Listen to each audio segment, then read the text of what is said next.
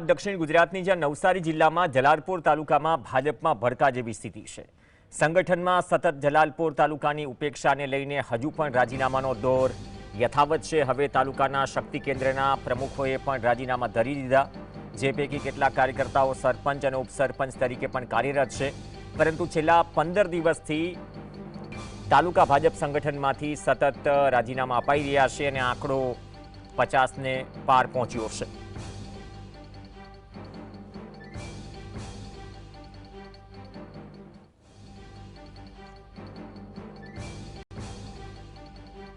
चलो દ્રશ્યો આવ્યા, હમણાં જ આવ્યા છે। આ તાજા રાજીનામા છે। આંકડો 50ને પાર પહોંચ્યો છે અને અગાઉ જે લોકોએ રાજીનામા આપ્યા તેમનું એવું કહેવું હતું કે સતત સંગઠનમાંથી જલાલપોર તાલુકાને બાકાત રાખવાનો અથવા તો ઉપેક્ષા કરવામાં આવી રહી છે તે કારણ છે।